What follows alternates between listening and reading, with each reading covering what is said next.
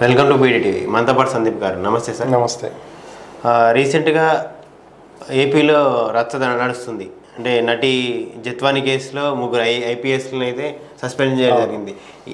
దీంట్లో ఏం జరిగిండొచ్చు, ఎలా జరిగిండొచ్చు, అసలు దీంట్లో ఏం జరిగింది, ఎలా జరిగింది అనేది మనం డిసైడ్ చేయలేం. కానీ ప్రస్తుతం ప్రభుత్వం చెప్తున్నటువంటి దాని ప్రకారం నటి కాదంబరి జత్వానీని ఒక కేసులో కావాలనే ఇరిగించారు. వైఎస్ఆర్ కాంగ్రెస్ పార్టీ నేత కుక్కల విద్యాసాగర్ అనేటువంటి వ్యక్తి జత్వానీని ఒక ఫోర్జరీ కేసులో, ఒక తప్పుడు కేసులో ఇరికించి ఇబ్రహీంపట్నం పోలీసులకు కంప్లైంట్ ఇచ్చి ఆమె నా కేసులో ఇరికించడం. ఆ కేసుకి సంబంధించి పోలీస్ ఆఫీసర్స్ ఫ్లైట్ వేసుకుని మరీ ముంబై వెళ్ళి ఆమెను, ఆమె కుటుంబాన్ని ఇక్కడికి తీసుకురావటం, ఇక్కడ ఇబ్రహీంపట్నం పోలీస్ స్టేషన్లో ఆమెను ఇంట్రాగేట్ చేయటం.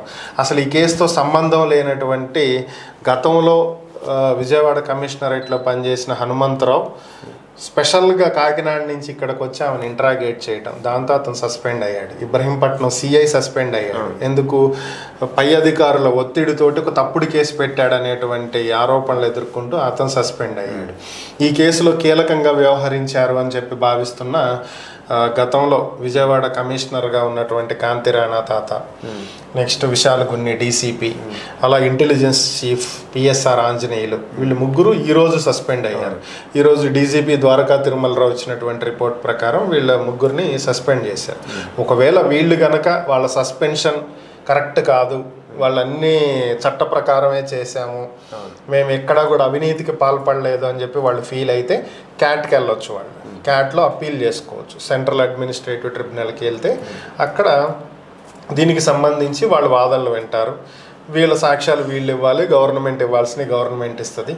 క్యాట్ ఏం చెప్తుంది అనేది ఇక తర్వాత. ఇక్కడ జగన్ ఇన్వాల్వ్మెంట్ కూడా ఉంది అని అంటారు. ఎంతవరకు నిజం, ఎంతవరకు? ఇప్పటి వరకు ఈ కేసుకి సంబంధించి జగన్ నేరుగా ఇన్వాల్వ్ అయ్యాడు అనేటువంటి ఎక్కడ ఆధారాలు లేవు. పోలీసులు కూడా చెప్పట్లేదు జగన్ ఇన్వాల్వ్మెంట్ ఉంది అనేది. ఆధారాలు అయితే నిలుస్తున్నాయి బయట. అయితే వైఎస్ఆర్ కాంగ్రెస్ పార్టీలో ఉన్నటువంటి వైసీపీ నేతలు అన్యాయంగా అక్రమంగా ఇరికించారు, ఇది మెయిన్గా చెప్తున్నారు. దీనికి వాళ్ళు చెప్తున్నటువంటి రీజన్ ఏంటంటే జగన్కి అత్యంత సన్నిహితుడు, మిత్రుడు అయినటువంటి సజ్జన్ జిందాల్ మీద మహారాష్ట్రలో పూణేలోను ముంబైలోను ఒక కేసు ఉంది. ఆ కేసు పెట్టింది కూడా జత్వాని. ఆ కేసు అక్కడ వాపస్ తీసుకుంటే ఇక్కడ ఆమె మీద, ఆమె కుటుంబం మీద పెట్టిన కేసు వాపస్ తీసుకుంటామని చెప్పి బెదిరించటం కోసం ఈ కేసు పెట్టారు. సో వైసీపీ నేతల చేత ఇదంతా చేపించారు. సో జగన్కి ఫేవరెడ్గా ఉన్నటువంటి వ్యక్తి కాబట్టి జగన్ ఇన్వాల్వ్మెంట్ ఉందని చెప్తున్నారు. రియల్గా ఉందా లేదా అనేది ఇన్వెస్టిగేషన్లో పోలీసులు తేల్చాల్సినటువంటి అంశం. అది మనం డిసైడ్ చేసేది కాదు. ఇప్పుడు సస్పెన్షన్ చేశారు, ఇంట్రాగేషన్ ఎన్ని రోజుల్లో జరగచ్చు ఏంటంటారు? అది ఇన్ని రోజులు అని చెప్పి మనం డిసైడ్ చేసేదేం కాదు. ప్రస్తుతానికి సస్పెండ్ చేశారు, ఇన్వెస్టిగేషన్ జరుగుతుంది. దీని మీద పూర్తిగా విచారణ చేసిన తర్వాత ఒక ఛార్జ్ షీట్ ఫైల్ చేస్తారు. మరి ఈలోపు వీళ్ళని విచారణకి ఎప్పుడు పిలుస్తారు ఏంటి అనేది నోటీసులు ఇస్తారు కదా. వాళ్ళేమీ సామాన్య వ్యక్తులేం కాదు కదా. ఆల్ ఇండియా సర్వీసెస్లో ఉన్నటువంటి వ్యక్తులు, ముగ్గురు ఐపీఎస్లు అంటే చిన్న విషయం ఏం కాదు. సో వాళ్ళకి చట్టం తెలుసు, ఎలా వెళ్ళాలో తెలుసు, ఏ సెక్షన్లో ఏంటి అన్నీ వాళ్ళకి కూడా తెలిసే ఉంటాయి, అన్నీ చదువుకుని వచ్చిన వాళ్ళే కదా. సో దాని ప్రకారం 41 CRPC నోటీసులు ఇచ్చి విచారణకు రమ్మని పిలిచి దాంట్లో వీళ్ళని అడిగి ఎవిడెన్సులు చూపించి ఏమైనా ఉంటే అప్పుడు కేసు ఫైల్ చేస్తారు. ఇప్పటి వరకు వీళ్ళ మీద కేసు ఫైల్ అవ్వాలి. ఒకవేళ ఇప్పుడు అదే తప్పుడు కేసు అని వస్తే ఎలా ఉండబోతుంది ఈ కేసు? ఏమి భారీ మర్డర్ కేసులో, మానభంగాల కేసులు ఏం కాదు కదా. సో విధి నిర్వహణలో అధికార దుర్వినియోగానికి పాల్పడినటువంటి కేసు, దానికి తగ్గ శిక్షలే ఉంటాయి.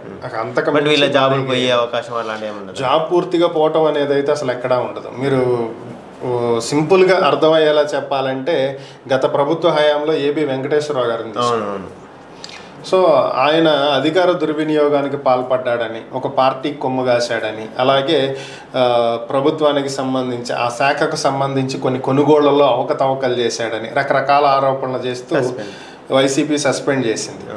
వాస్తవానికి అతను ఉన్నట్టు మాట్లాడే వ్యక్తి, ఏ పార్టీకి కొమ్ము కాసే వ్యక్తి కాదు, నిజాయితీ పరుడు, వాస్తవంగా మాట్లాడాలి. సో ఆయన సస్పెండ్ చేశారు.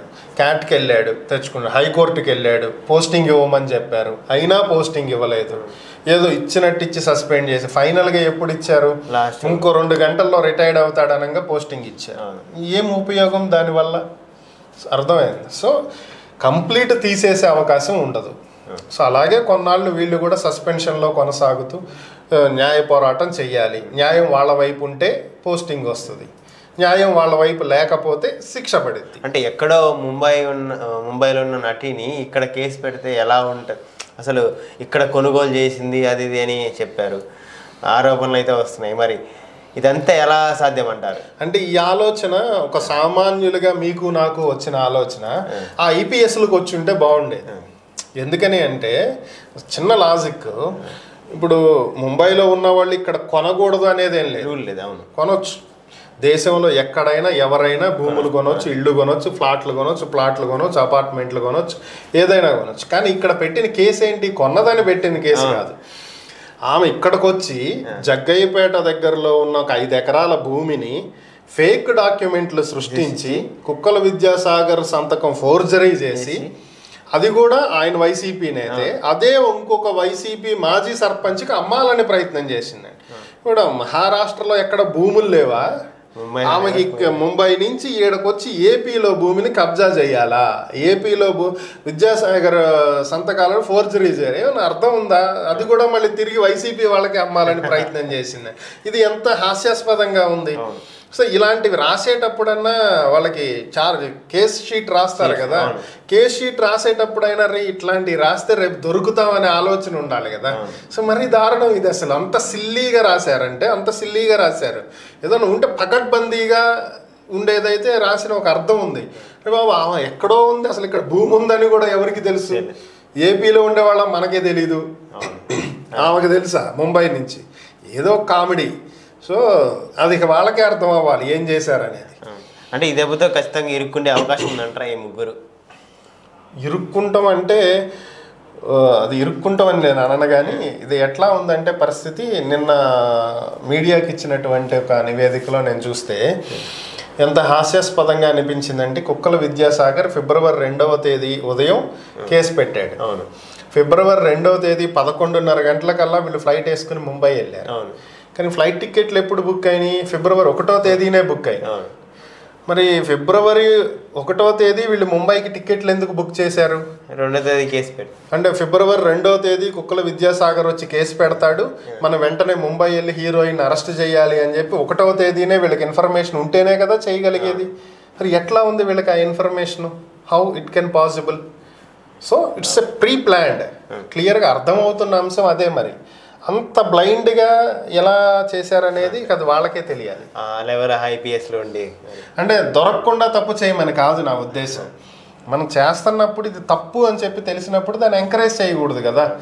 మీరు ఒక కానిస్టేబుల్ హోంగార్డ్ తప్పు చేశాడంటే తెలియక చేశాడు, వాళ్ళ జీతాలు తక్కువ ఉన్నాయి కాబట్టి లంచానికి కకృతి పడ్డాడనో, లేకపోతే పైన ఉన్న వాళ్ళు బెదిరించారనో, వాళ్ళు చిన్న స్థాయి ఉద్యోగులు కాబట్టి బెదిరించి భయపెట్టి చేపించారనో అనుకోవచ్చు. మీరు ఆల్ ఇండియా స్థాయి ఉద్యోగులు, ఐపీఎస్ సర్వీస్ అంటే చిన్నది కాదు కదా. దేశంలోనే అత్యుత్తమమైనటువంటి ఒక ఇదిగా మనం చూస్తాం సివిల్ సర్వీసెస్ని. మరి అలాంటిది మీరు చేసే పని ఏంటి? ఐఏఎస్, ఐపీఎస్, ఐఎఫ్ఎస్, ఐఆర్ఎస్ అంటే చిన్న జాబులు కాదు ఇవి. ఐపీఎస్ ర్యాంకింగ్లో ఉండి మీరు చేసే పనులు ఏంటివి? సో ఇది ఎంత తలదించుకునేటువంటి పరిస్థితి. సో అది అర్థం చేసుకుని ఉండాలి వాళ్ళు. ఎంత ఒత్తిడి తెచ్చినా చేయకుండా ఉండాల్సింది. మహా అయితే ఏం చేస్తారు? ట్రాన్స్ఫర్ చేసి ఇంకో చోటకి పంపిస్తారు. అంతకంటే ఏం చేయలేరుగా మిమ్మల్ని. మీ సర్వీస్ అంతా సెంట్రల్ లెవెల్ కదా, మిమ్మల్ని ఏం చేయగలుగుతారు స్టేట్లో? అదన్నా ఉండాలి. Thank you.